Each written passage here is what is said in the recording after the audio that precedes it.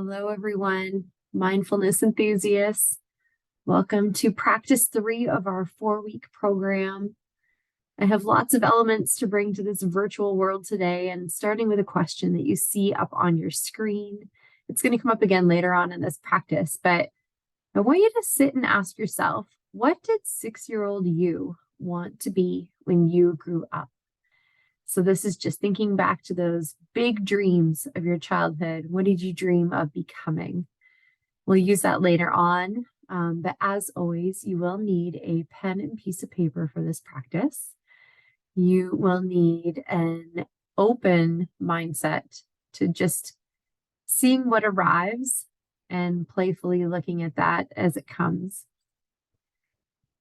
The flow for session 3 is really going to be focused on an anchor breath to set the space.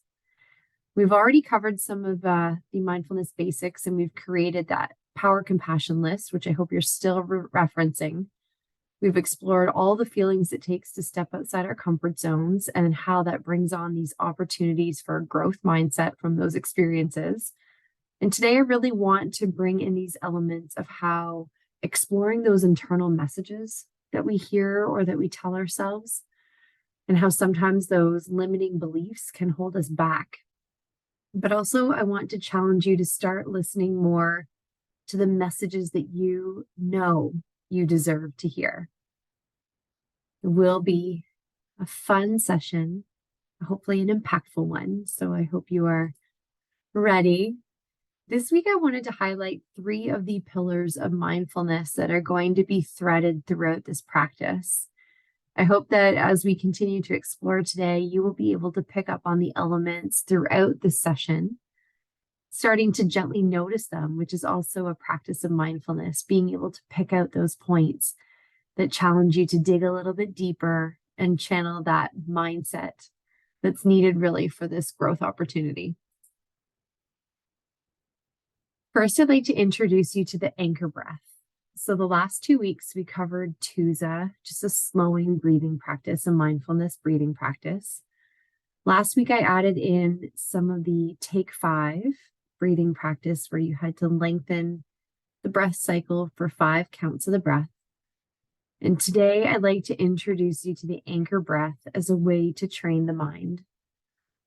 First, I'd like to ask you, though, have you ever been told to pay attention? You're gently nodding your head, yes or no. The most common response usually is yes to this. I can think back to as a child being told in class to pay attention. My next question for you is, have you ever been taught how to pay attention? And here, usually the most common response, unless you've been with me for many, many mindfulness sessions, but the most common response is no. And just as a quick story, as a child, when I was told to pay attention, I was never really taught how. What I learned was to look in the direction of the teacher or the person talking, occasionally nod my head. Maybe you make a facial expression that shows you're interested or engaged. And to me, that was paying attention, to look the part. Even if my thoughts were of the upcoming weekend or my friends or what happened earlier in the day, I could definitely at least look like I was paying attention. Many people, I'm sure, can often relate to this story. And if this is you, then we are going to take it one step further. I always talk about how beautifully hardwired we are to have thoughts coming and going. And our minds are literally like these thought-making machines. I know that we cannot stop the process of thinking. It just happens naturally and so rapidly. But what we can notice when we choose to pay attention to something, or when we are not paying attention, what we can do is learn to practice bringing our minds back to whatever it is that we want to pay attention to. So this anchor breath is one of my favorite practices to bring to my groups. It is a practice of using your breath to help focus your mind on one point And the instructions today, I want to invite you to place your hand where you most feel the breath in your body. Normally, this can be, I offer up the options of on your lower belly as you feel it rising and falling, or on your chest, over top of your heart, your emotional power center. The placement of your hand today is really going to bring that sensation of the breath and create this anchor spot for you. The anchor spot is where you're going to put your attention. You'll probably start to notice it gets warm, or at least it just gives you a point to breathe deeply into or breathe exhaling deeply from. So as you breathe in, you're going to keep your attention on your anchor spot. And as you breathe out, you're going to keep your attention on that anchor spot. And we're just going to repeat it for a certain length of time. Throughout this practice, if you notice you're not focused on the breath or maybe distracted by a sound or a movement or a thought, and any attention shifts, I invite you just to gently bring that attention back to your anchor spot. This practice is gently going to bring your mind back when you need to. And rather than getting frustrated with your mind and thinking, what's wrong with me? I can't focus. I know I've been guilty of that in some of these breathing practices. I want you just to focus on the simple power of bringing it back. So I'd like to invite you to start by settling into a comfortable position, making any last-minute adjustments in your chair, allowing your eyes to close or keep them open with a softened gaze downward somewhere on the floor in front of you. And just begin by taking several long, slow, deep breaths, breathing in fully and exhaling fully. Breathe in through your nose and out through your nose or mouth, whichever is most comfortable. You're just allowing your breath to find its own natural rhythm. Bring your full attention to noticing each in-breath as it enters your nose, travels down to your lungs,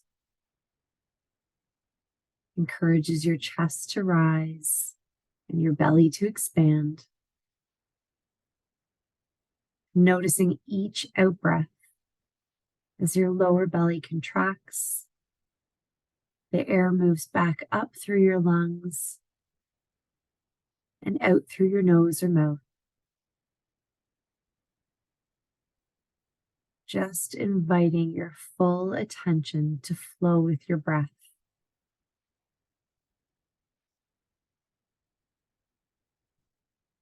Maybe even noticing how the inhale is different than your exhale.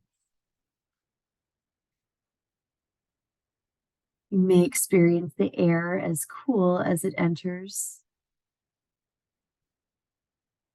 and warm as you exhale.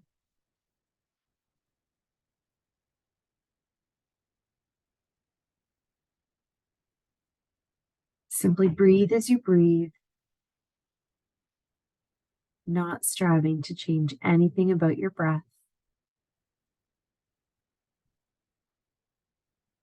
And if your mind wanders to thoughts or plans or problems, simply notice your mind wandering. Watch the thought as it enters your awareness, as neutrally as possible. And practice letting go of the thought as if it were a leaf floating down a stream. In your mind, place each thought that arises on a leaf and watch as it floats out of sight down the stream. And then bring your attention back to your breath. Your breath is an anchor you can return to over and over again when you become distracted by thoughts.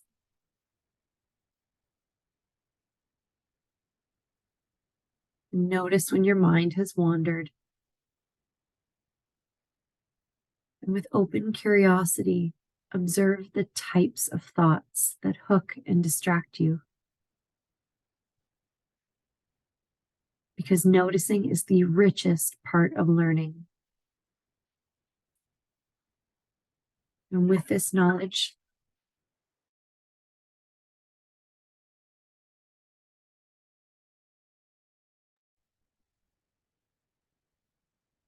you can strengthen your ability to detach from thoughts and mindfully focus your awareness back on the qualities of your breath. Practice coming home to the breath with your full attention.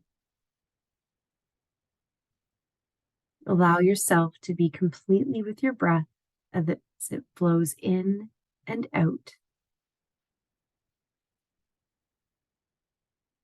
Acknowledge whatever comes up.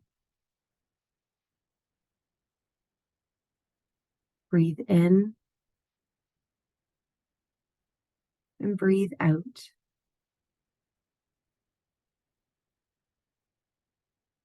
And as this practice comes to an end, slowly allow your attention to expand and notice your entire body. And then beyond your body to the room you are in. And when you are ready, you can open your eyes and come back fully alert and awake. The breath is always with you as a refocusing tool to bring you back to the present moment. Welcome back. Let's continue exploring our wellness habits of the week.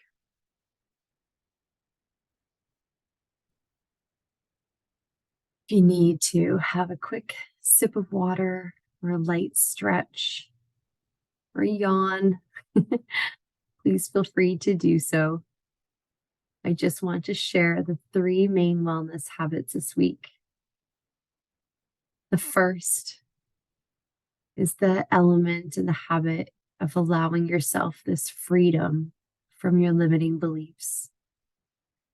We'll dive a little bit deeper, but a limiting belief is a state of mind or a belief about yourself that for whatever reason has restricted you in some way. Everyone experiences limiting beliefs, but really learning how to identify them, and not only, it doesn't just help you prevent these beliefs from not holding you back, but also it helps with not sending the wrong messages your way. The second one of take a breath and just see where your mind wanders. When we practice those elements like the anchor breath, we have the same opportunity to learn more about ourselves. We can notice when our mind wanders and where it wanders to. You can get clarity on what your minds are working on. We also develop this deeper understanding of what we are feeling, whether it's excited or passionate or stressed or upset or even interested in. Instead of our thoughts being this background music to our day, we really get that opportunity to spotlight them and learn more about how we are doing and what is important to us. The third wellness habit, I'm not going to lie, I added it in as an extra measure because really it was the inspiration of this session today. I feel like daydreams and visions are what encourage you to follow your dreams rather than abandoning them because of fear or those limiting beliefs and not even getting started. And really, there's so much beauty in honoring those tugs at our heart or things that we have that have been on our minds. So one of the wellness habits we are going to do today is explore those a little deeper. On your screen, I just wanted you to take a moment to read this quote, this saying, and for a brief moment, just stop and reflect what it means to you right now. When we are curious about our thoughts, we are able to question what thoughts serve or don't serve our well-being. We are empowered to choose what we want to believe about ourselves, others, and the world around us. I truly believe that the first step to overcoming these limiting beliefs is to first identify them. And often these beliefs present themselves as a simple thought in your head rather than something that you say out loud. So today, we're going to explore, one, how it feels to give some of those limiting beliefs some airtime, and how that's going to help you separate them from fact or fiction and really allow you to hopefully see or start to see and do the work about how untrue they really are.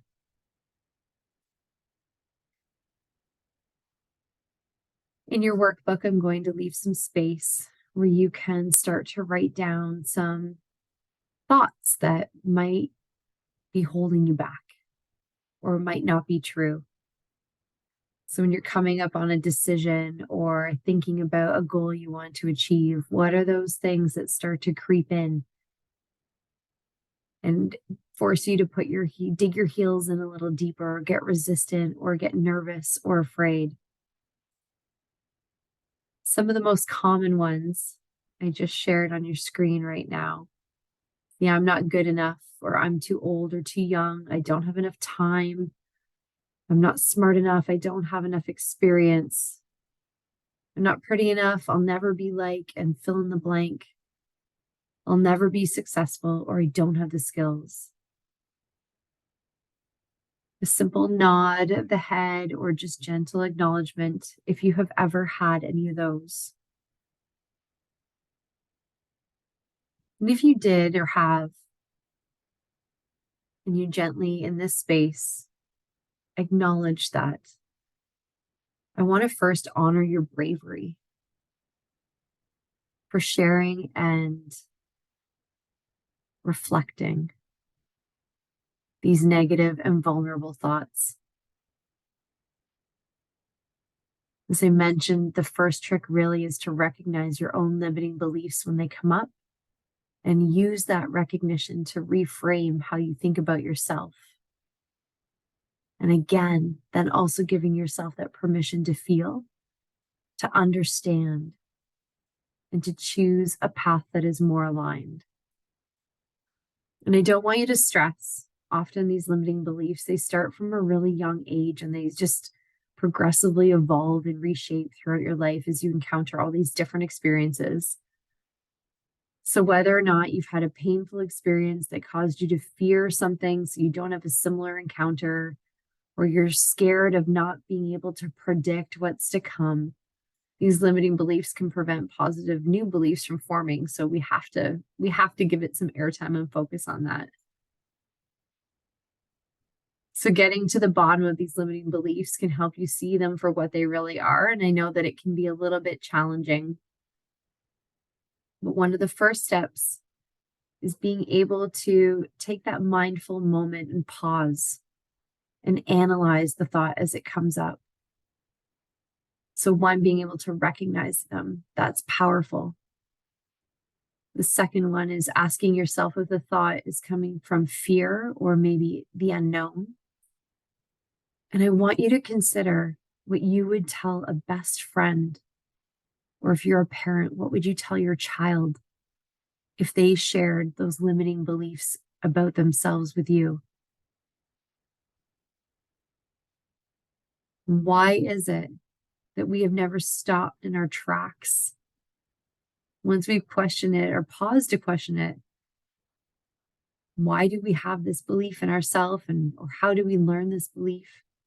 And most importantly, do you want to continue this belief?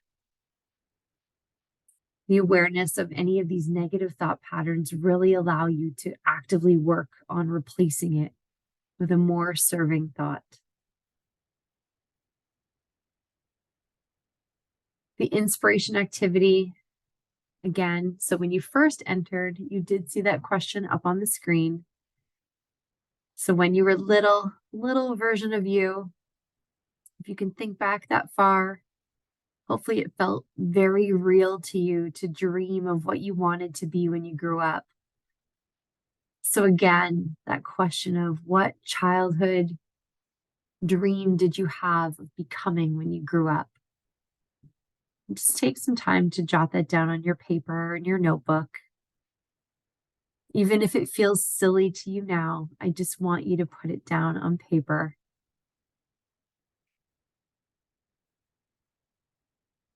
And next, I want you to consider,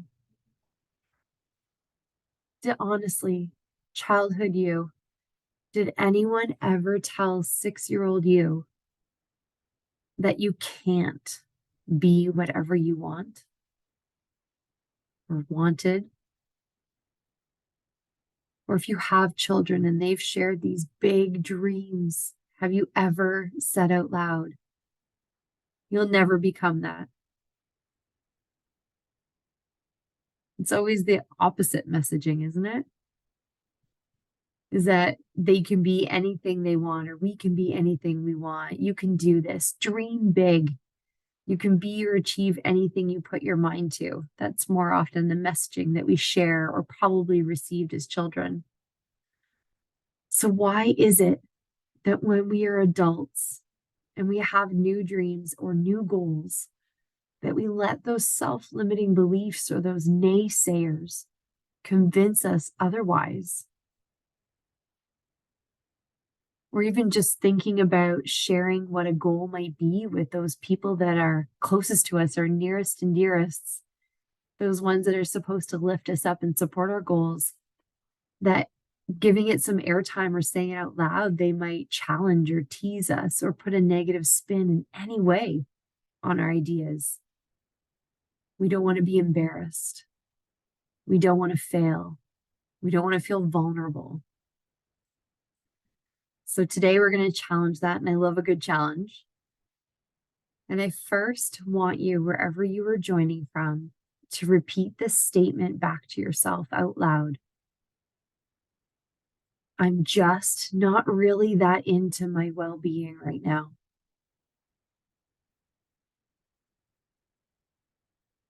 How did that feel?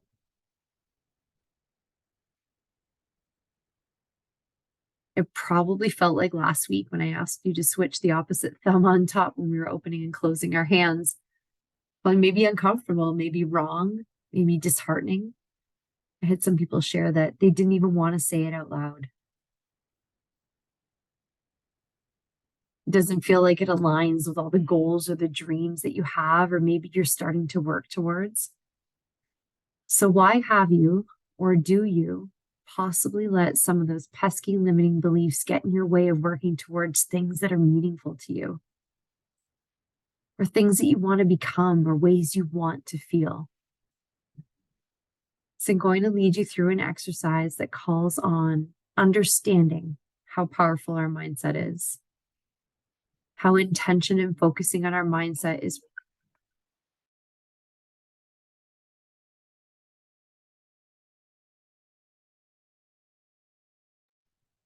My apologies, they're overhead announcements, so I'm trying to keep up. So I want you to take your pen and paper. We're going to learn how intention and focusing on our mindset is the biggest tool to achieving whatever it is that we want. And I'm going to play a song, and all I want you to do when this song is playing is slow your breath and even close your eyes. And I just want you to start creating a list and write down anything that has been pulling at your heartstrings, or any tugs that you want to try, achieve, anything you want to become, any places you want to go, or anything you want to feel. This again is definitely that if you knew you couldn't fail, what would you do or be moment. So we're going to make a list of dreams or goals, no matter how big or small, just whatever is sitting on your mind and heart right now. And I know that this might feel like breadcrumbing your way through this work. And please don't let yourself talk yourself out of it. And be aware that as you write some of those bigger dreams down that might feel impossible right now, those limiting beliefs are going to start to want to try to creep in. So if you also want to just make a list on the side of them as they enter, just so you have some awareness, you can do that. But for the next 2 minutes, write down those goals, those dreams, the to-be list. And I will see you shortly.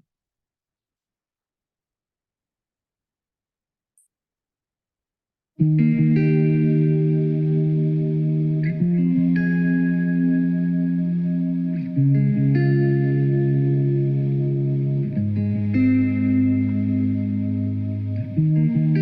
we were kids in the backyard, playing astronauts and rock stars, no one told us to stop it, called us unrealistic. Then suddenly you're 18, go to college for your plan B. What you want is too risky. Live for weekends and whiskey. We all got these big ideas. One day they're replaced with fear. How did we get here? Darling, don't quit your daydream. It's your life that you're making. It ain't big enough if it doesn't scare the hell out of you. If it makes you nervous, it's probably worth it. Why save it for sleep when you could be living your daydream? 31 waiting tables. She has the voice of an angel, out of money and power. She only sings in the shower. All these things we say we'll get to, shot down by the reasons not to. Darling, don't quit your daydream. It's your life that you're making. It ain't big enough if it doesn't scare the hell out of you. If it makes you nervous, it's probably worth it. Why save it for sleep when you could be living your daydream? So scared of failure that we fail to try, turning around before the finish line. Gotta fall for a minute before you can fly. So daydream, it's your life that you're making. It ain't big enough if it doesn't scare the hell out of you. If it makes you nervous, it's probably worth it. Or save it for sleep when you could be living your daydream. Or save it for sleep when you should be living your daydream.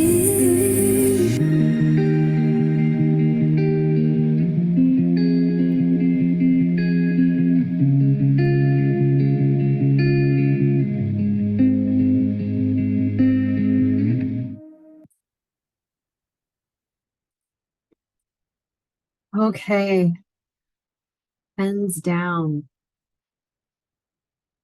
Let's take a mindful moment and just take a look at your list. What are the things that came up? Is there anything on that sheet that you notice that could be a non-negotiable? Something you know that you need this in your life and either already are or need to start really getting intentional about it.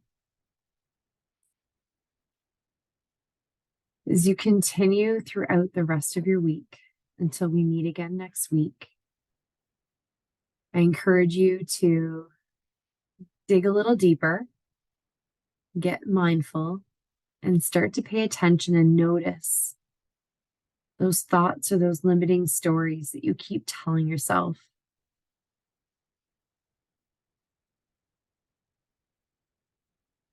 Again, I want to invite you to use your workbook or use the note section in your phone as they're happening.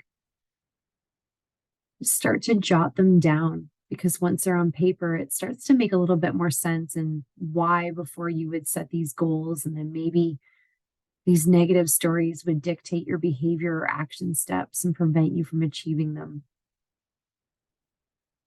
The work this week is to learn how to offset and rewrite the script and be mindful,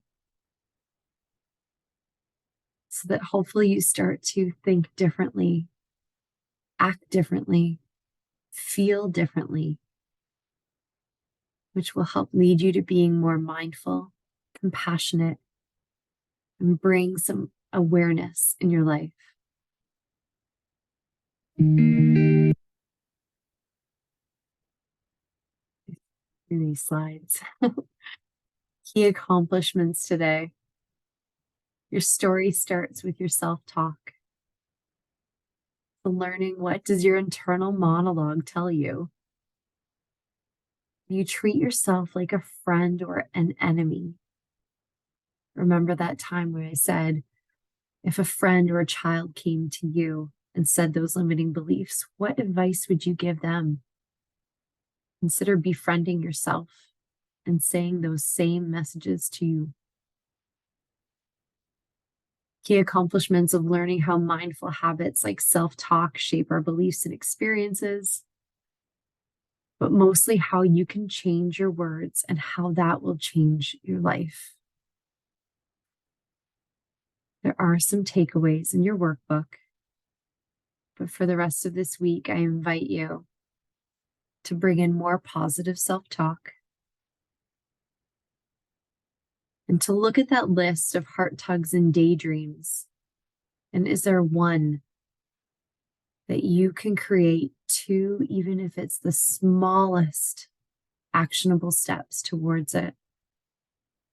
If you can start to do that or bring more of that into your days until we meet next week. Thank you so much for joining me.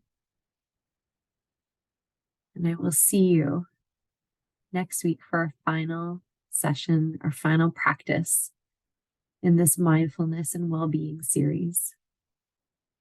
As always, reach out if you have any questions or comments. But have an amazing and beautiful day.